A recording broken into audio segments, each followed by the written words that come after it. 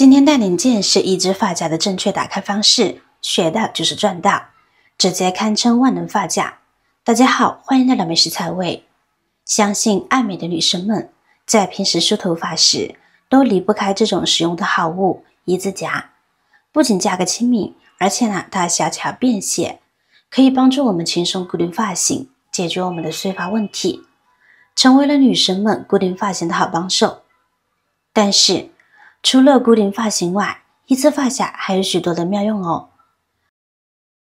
透明胶在我们的生活中还是比较常用的东西，平常都会将它拿来粘贴一些物品，使用的几率还是比较大的。但是大家在使用透明胶带的时候，是不是也觉得它的胶带头特别难找呢？有时候转很多圈都没有发现它的胶带头在哪，而且很多人都不懂怎么将它的胶带头扯出来。其实只需要一个一字发夹，把胶带头找出来就很简单了。我们只需要把发夹夹在开的这里，每次使用时一眼就能够看到了。大部分人找胶带头的时候都是用手抠，但是用手抠未必能找到。我们像这样固定住，小巧方便，也不占用地方，特别的实用。妙用二，说到果冻，大家都非常的熟悉，它是一种非常常见的小零食，五彩缤纷的颜色加上各种各样的口味，深受大家的喜爱。但是果冻虽然好吃，想要开果冻却非常的麻烦，每次都要费很大的力气，别说是小孩了，就算是大人，有时候也是老半天都打不开。费力打开的结果就是满手都是汁水，黏黏糯糯的，甚至我们会用牙齿咬，弄得既不卫生又不美观。这里教你用发夹就能解决。我们把两个发夹像这样相互扣在一起，然后把一个夹住果冻的封口膜夹好之后，另一只手像这样慢慢的转动另一个发夹，慢慢的像这样往前面搅动，封口膜就能够轻松的被卷起来了。没看清楚的朋友，这次注意看咯。这个方法非常的简单快捷，而且也很方便。整个过程果冻里面果汁都不会漏出一滴。这个方法大人小孩都能够轻轻松松的搞定，既简单又优雅，不脏手不流汁。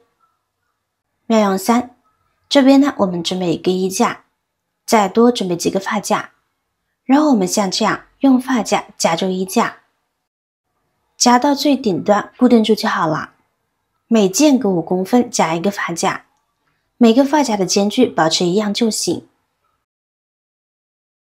弄好就是这样。接下来我们用胶把钳把发夹掰弯，弄成一个挂钩的形状。每个发夹都如此。成品就是这样的。那么它的作用可多了。我们将其放在卫生间，家人较多的卫生间，如果挂钩不够用，毛巾等生活用品恐怕都会挂不下。那我们像这样将其固定在墙上，就多出好多的利用空间了。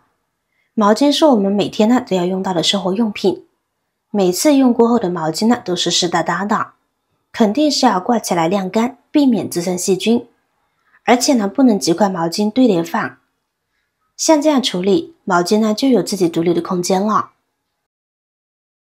还可以将其挂在厨房中，用来收纳各种厨具。厨房是家里最难收拾的地方，一不小心就会显得乱糟糟的。很多人厨房乱的原因就是所有的瓶瓶罐罐、勺子铲子摆放在灶台上，看起来凌乱不一，做饭也很不方便。清洗后若不沥干水分也会滋生细菌。我们制作的便携挂钩，立体空间利用好了，能扩大厨房的隐形空间，保证不管您的厨房是大是小，都能够干净又整洁，朋友看了都夸好。还可以将其挂在玄关处，或者是门背后，就可以将一系列钥匙挂在这里，进出门一眼就能够找到自己需要的钥匙，顺手拿来就出门，特别的方便。妙用4，读书使人进步，爱读书的你喜欢用怎样的书签呢？其实随意的一个发夹就可以是一个漂亮的书签，简单又方便。毕竟看纸板图书的时候，总是翻一会儿才能够翻到上次看到的地方，这其实也是一种浪费时间，日积月累，浪费的时间呢就多了。所以看书有一个书签很有必要。经常看的书越多，需要的书签就越多。与其杂七杂八断断续续的购买，不如就用发夹来搞定。2块钱就能够买一大盒，可以阅读很多的书籍了。关键是它用不坏。妙用5，我们都知道，当牙膏快用完时，挤起来很不方便，需要从底部往上一点点的挤。我这个还有点多，所以呢效果不是很明显。当我们使用只剩一小点了，我们就需要将牙膏从底部卷起来，一边卷一边挤，每天重复这个操作呢还是很烦躁的。那我们就可以像这样挤一次，直到挤不动为止，然后呢用发夹夹好。下次使用时只需要挤压固定的位置即可，无需再费力从底部挤压，节约了很多的时间和精力，是不是很棒呢？妙用6，许多休闲上衣或裤子呢都会搭配一条抽绳，而抽绳除了能当做调整松紧度的绑带，还能够让衣服看起来更有个性。但有时放进洗衣机清洗时，一不小心抽绳就会跑进穿绳子的孔洞里，甚至呢还有可能会意外掉出来。这时大家想再穿进去就比较困难，特别的费力。如果你没有更好的方法，就用发夹试试吧。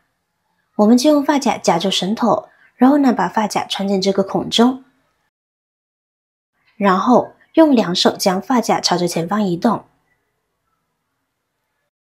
直到发夹从孔洞钻出来。现在越来越多的设计师选择抽绳的设计来代替以往的松紧带。一方面，我们既可以利用抽绳来调节穿搭的松紧和长短，满足大部分人群的穿着需求。另一方面，抽绳设计形成的褶皱感也能够让穿搭更加的活泼，摆脱单调。但就是容易脱出来。学会今天的方法，再也没有这方面的烦恼啦。现在穿出来，我们把发夹去掉就好啦，是不是瞬间就变得很简单了呢？好了，今天的视频内容到这里就结束了。如果你那里有更好的建议，欢迎评论区留言，水星进行分享。同时也希望大家能够多多点赞转发，使更多的人能够关注到这些事实动态。人方便，语句方便，期待与您再度相逢，一同探寻更多的社会真相。我是瑶瑶，那么我们下期再见。